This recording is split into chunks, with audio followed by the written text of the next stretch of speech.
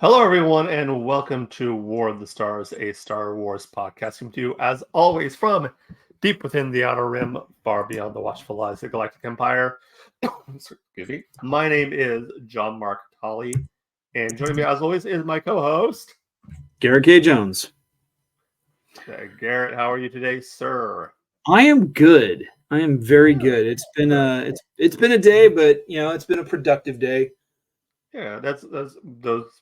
Hey, I always say when people ask me how my day has been, I usually or used to say it could be better, or it could be worse, because your day can always be better, but then it can always be worse. This is You very know, true. yeah, it's all how you look at it. It's It's a all it's a about Schrodinger's cat experiment. yes, or it's all about your point of view, A certain point a of certain view. point of view. Yes. Uh, So what are we talking about today, John? Today we are talking about the newest episode of Bad Batch. Yes. A different approach. Speaking of a different point of view, a different approach. Yes. So the episode description on Disney Plus says, "Stranded in dangerous territory, Omega and Crosshair must work together." Mm, yes. I again, I did I really like this episode. I have a feeling that this season is going to be light on filler episodes. I think You know, every episode is going to be leading up.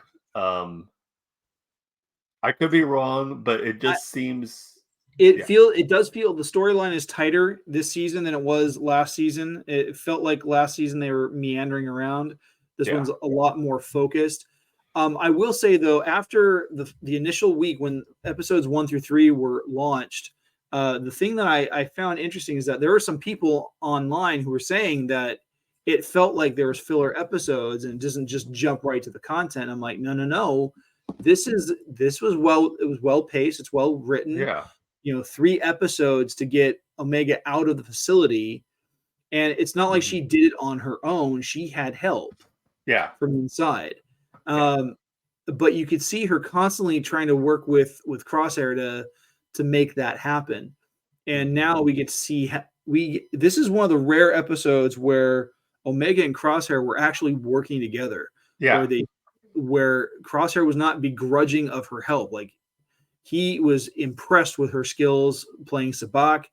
He was, he listened to what she had to say, um, and but at the same time, she listened to what he had to say. mhm, It was this learning opportunity for the both of them.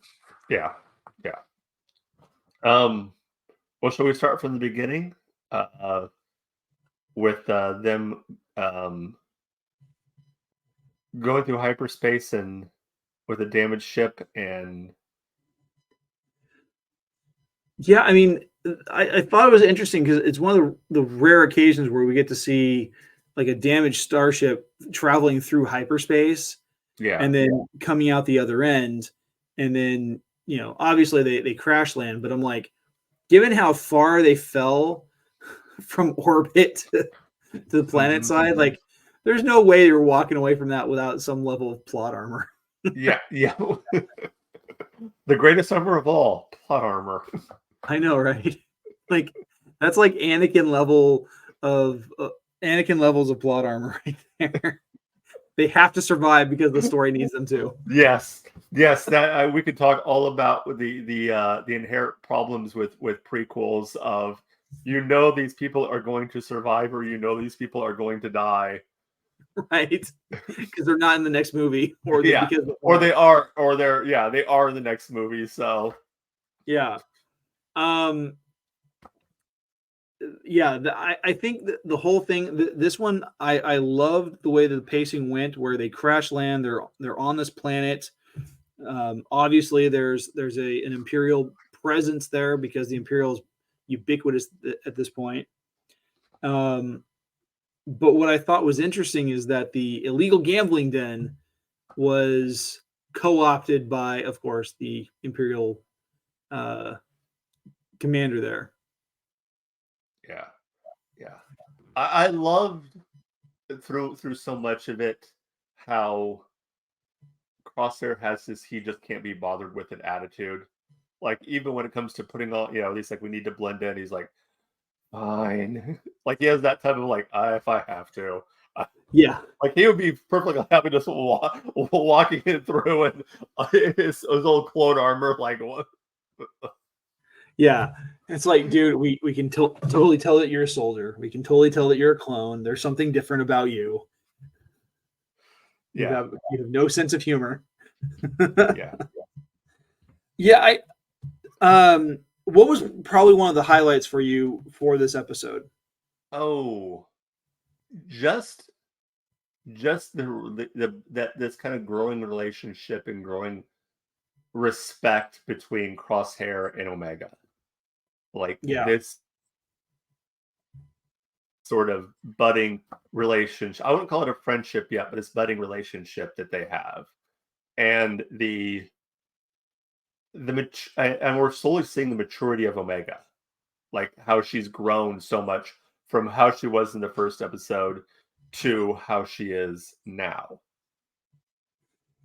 Yeah, and Um, I don't necessarily. Well, I mean, there is definitely maturity there, but I think also because of what she was seeing and what she was experiencing in lockup, mhm, like that, there's a level of innocence that's been kind of stripped away from her. yeah, yeah. And my daughter pointed something out, and I never thought about this, but if you go by actual age, Omega's Mhm. older. She's older than Crosshair because I don't believe she went through the modified genetic Oh, the aging, accelerating cloning the process. accelerated growth. So Huh. whereas like they could be like, I don't know how old they would be, but yeah, Omega is technically older Yeah, because chronological. Like, the clones would have gone through like the accelerated aging process, but I don't think Omega did. I think much like Django, she uh she was unaltered. you mean Boba?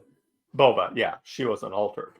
Yeah, I think you might be right there because I mean it's not something that's been explicitly said, but I think it would make sense considering the fact that all the other clones around her are adults, and she's the only until we meet Emery Carr, she's the only female clone that we're aware of, Yeah, and she's she's the only one that's a child still.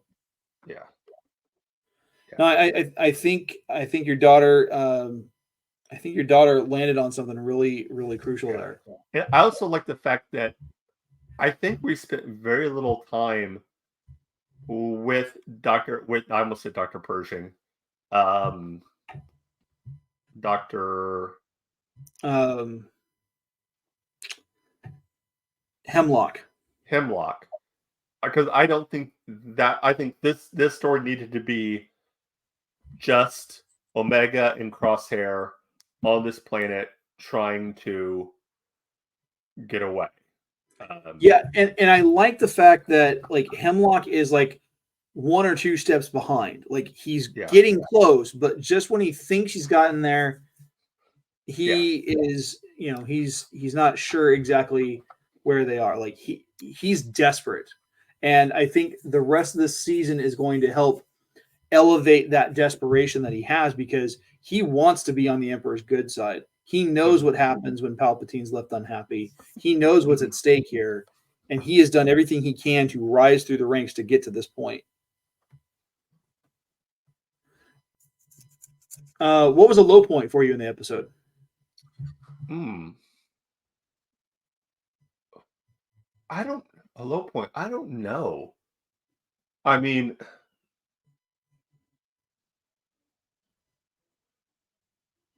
I don't know if I have a low point of it. What about you? Um, as far as a low point,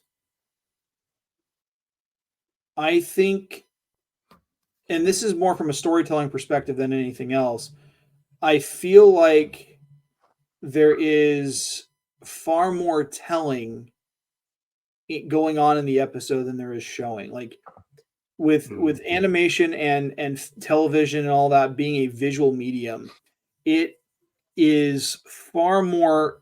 It's far better and far stronger in the writing process if you let what happens on the camera, or in this case, the animation cell, to take place, and let that help tell the story where the dialogue fills in the gaps. Yeah, I think a good example of showing and not telling in this very episode, not to jump ahead, was the very end with the reaction of Wrecker and Hunter to seeing Crosshair. Yeah. Like you see his fit, you see Hunter's fist ball up. Oh Like yeah. you see that reaction of they're not sure what to do. Yeah. And I And, mean, it was emotional. I mean, oh I yeah. kind of got a little emotional while watching Omega, get back with her brothers, and then their reaction to seeing Crosshair. It was just very visceral, and like it was there. Nothing was said. Yeah. Well, I mean, Not there there's was. stuff said when Omega reunites with them, Yeah, but that's just because they're catching up. They haven't seen her in months, and but the other person that they haven't seen in months is Crosshair. The last time they yeah, saw Crosshair, he was shooting at them, yeah, and now here he is, and what is there to say? Because there's so many conflicting emotions. There, on the one hand, you've got Hunter and Wrecker who are incredibly happy that Omega is back, yeah, but on the other hand, they're now coming face to face with someone that they considered a potential enemy. yeah. And out one time also a brother. Yeah, yeah. So there's a sense of betrayal. There's a sense of abandonment. There's a lot of conflicting emotions all happening in the span of like 30 seconds, and I think that was really good writing on the part of the crew. Mm, And I mean, I think the thing that really helps sell it is D. Bradley Baker doing the voiceovers for all the clone characters, and he is yeah, just knocking it out of the park, switching back and forth. And I yeah, know that he's recording them at separate times; he's not doing them all in the booth by himself like that. But the fact that he's able to play these characters so well, yeah. uh, is is a And testament to his I've gift. always said that even during the Clone Wars, that even though it was technically the same voice, Yeah. you could tell the difference between the way, um, let's say Rex talked and the way Cody talked. Like you could just hear them talking, like, "Oh yeah, that's Rex. That's Yep. Rex. Oh yeah, that's there's Cody. There's Fives." Yeah, there's definitely a difference in the way that characters Yeah. are portrayed. Um, but I gotta say, Hemlock has quickly become one of my favorite antagonists for Mm, this series. Like, yes. if um, he is a very driven character, and the delivery by Jimmy Simpson, like Jimmy Simpson has this capability and this capacity for playing really unhinged characters. Like he's Yes. really good at being funny and being goofy, Yeah. but then he can turn around on a dime and Hmm. change that up. And I think one of the best examples of that, like, did you ever watch the show Psych? Yes. A little. I've watched a few episodes. My mom Yeah, never really was a fan. going into like seasons 4, 5, and I want to say 6 or 7, um, they introduced this antagonist for the cast, called Mr. Yang. Mm, And it's a serial killer character. And the expert that works with the police is a character named Mary Lightly, um, played by Jimmy Simpson. And Jimmy Simpson, he comes off as being this weirdo and this, um, this he's like completely obsessed with the case, and he's a complete goofball. But there are these moments where you start to doubt if he's innocent in all this, that maybe he's actually the serial killer. And it's hmm. because of this brilliant delivery by Jimmy Simpson. He goes from being that quirky, goofy character to being like, you kind of want to watch your backs and make sure that you're armed. Yeah. What And he did does you think very well. of the sort of the antagonist we had for this episode? The kind of the Imperial commander that was kind of the governor of the city. Um I liked him, but correct me if I'm wrong. Did he not as strike far as you as being like a one-off. for one off? He was fine. Like he was. I legitimately had a visceral reaction where I just wanted to punch the guy because he was. You knew. Yeah, yeah, he definitely had that sort of like he you saw him, you're like, he has the like the prototypical just what you think of when you think of a bloated bureaucrat who is given a position that he probably didn't earn. Right. Um, yeah, and you knew what was kind of like when they start playing Sabak together, and you're like, oh, this is not going to end well. This is not, you know. Um, although I did like that they didn't just, when he loses, him cheat and then or something like that. They just send in the stormtroopers automatically. Where he kind of turned around like, oh yes, this is illegal. You can't do this here, so you owe a fine. Yeah. And Yeah, well, and the funny thing is, I'm looking to see who this guy is, yeah. um, because the character reminded me very much of Hux. Yes.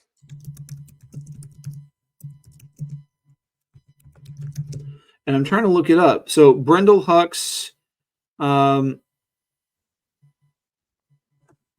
was the father of General Hux, and I'm looking to see what appearances he had, because it feels like this this commander was the same guy, or at least somewhat related to him.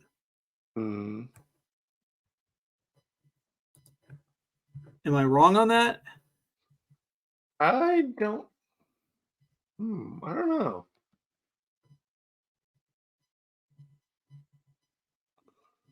Does it saying what the character's name was? That's what I'm trying to figure out. I'm looking here. Um, that's not helping.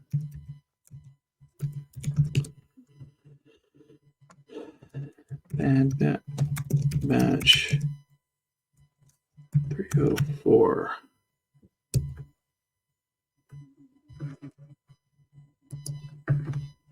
Let's see here.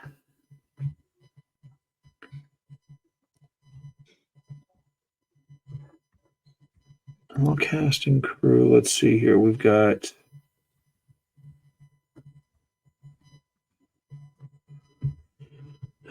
Shell Ang is Omega.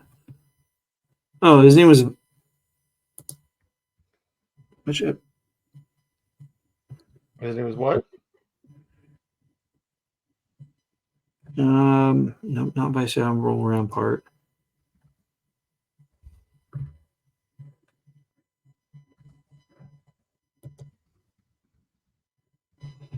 If I could just find the. Hold on, hold on. I just figured out something that'll help me here. Should have had this loaded up before we start recording. But I just thought he looked very similar to a particular Yeah. different particular character that was related to Hux. Mm. Captain Man is the guy's name. Captain Man. He's not related to any Hux. Yeah. So there goes that theory. Mm. Oh well. Anyway. Yeah. Yes. Anyway.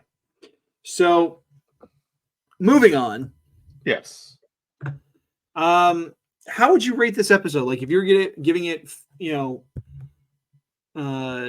10 stars, or whatever, how would you rate it?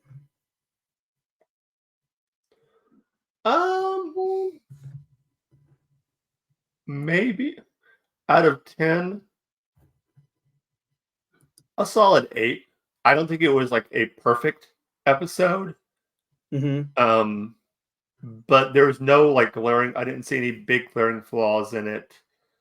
Um, it moved the story along well. There was a lot of care. I felt there was a good character development between the main characters. And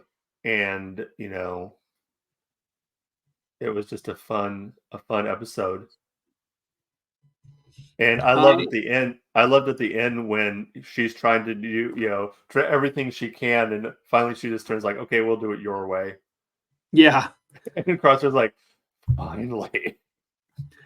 Yeah, I really like that. I think they did a really great idea, like just the fact that they learned from each other and Yeah, they allowed for each other to kind of fill in with their own tactics. I think was pretty yeah, cool. yeah, definitely was. So the we're looking forward to the next episode then in Which will be Wednesday. Wednesday. Yes. Yes. Mm, Um, for me, I would actually rate the episode. I'd say probably about an 8, yeah, 8.2. yeah, The average episode or the average rating for this episode on IMDb was 7.9. So I think we're giving it a little bit more praise. But this was a good, fun episode. yeah, Um, Very emotional, and so I'm yeah. looking forward to seeing what And I comes think next. I think it was also good. I mean, I wouldn't necessarily call this a lighter episode, but to kind of have this kind of fun adventure type episode after like what we've had the first 3 episodes, it was kind of nice to have this kind of like a little bit more fun of an episode with them kind of getting into hijinks and trying Yeah. to yeah Well, and the thing I really like about this one, jumping back onto the writing, is the fact that, um, in the last 2 seasons, we have seen evidences of Omega's skills and aptitude for gambling yeah and being able to like count cards and prepare for some kind of bluff or anything like that. And the fact that she did so well against a local professional gambler as a kid, and then yeah completely decimated a cheating scumball of an imperial officer in one sitting. It just, like, I love how we get that scaffolding of character development. It's not like she goes from being like a junker hmm on a desert wasteland to being like an expert ace pilot of a Corellian YT freighter yeah in one scene. yeah There's something that has shown build up, and that's what is good to see. yeah yeah. Which I mean, I will admit, sometimes that can be hard to do in movies to show that progression. Right. I think, not to kind of go on, but I do think that like people will point out like, well, you saw that in The New Hope with Luke, but then Luke made the comment of that he grew up flying T-16s back home. So Right. you It's a have that it's a one line throwaway that shows, comment. yeah, that shows like, oh yeah, and later on you find you will if you read any of the other material, you learn that the X-wing was built specifically to have very similar controls to the T-16, so that it was very easy for a novice to just jump in and fly it. Right. Right. So I like the fact that that the um, the storytelling there was really well scaffolded going into this. Yeah. What do you think? What are we looking forward to in the next episode? Do you think? I think the thing I'm looking forward to most is seeing how Hunter and Wrecker respond to Crosshair's return. Yeah. It will be really cool to see if they are willing to forgive him, if they're, what their initial response and reaction is. Because obviously, I mean, their initial reaction is very, very mixed right now. And so I'm curious to see how this bridge is going to get rebuilt, if it will be at all. Yeah. So that's pretty much what I'm looking forward to. Me too. All right. Well, I think that will kind of wrap things up for this week. Once again, thank you all for joining us here on War of the Stars. Garrett, why don't you tell the people out there where they can find you at? Awesome. Well, you guys can find me on a couple of different platforms. You can find me on Instagram and X at GKJ_publishing, where I am talking about my books, The Archives of a Seen Korean. It's an ongoing fantasy series, 5 books deep. And as well as I promote a couple of my other shows. I have a show on YouTube called The Right Way, and where we talk about book recommendations, author interviews, and creative writing tips. I do one big episode a month right now, and then I break up the segments into their own individual playlists and release those the following week. And you can find me by just searching for GKJ Publishing on YouTube. And then I'm doing another podcast independently called Storytellers, and the subtitle for this one is called Dealing with Divorce. And the whole goal is to help those people who are in the process of thinking about divorce or struggling in their marriage or whatever to kind of hear from my experiences and my story, and hopefully find healing in their own lives. As for us right here, if you want to get a hold of us, of course, the best way is through our email, warthestars1@gmail.com is there. There's also our handle on X, formerly Twitter. You can check us out there at War of the Stars 1. All other social medias, you can find us at just look for War of the Stars, a Star Wars podcast. We are, of course, a part of Geek News Now. Go to geeknewsnow.com for more information. We're on all platforms as far as podcasts go. Just check out Geek News Now, and you'll be able to find us there. Other shows, of course, we have Star Wars as a Child, which will be returning. We're going to try to record our first episode this week.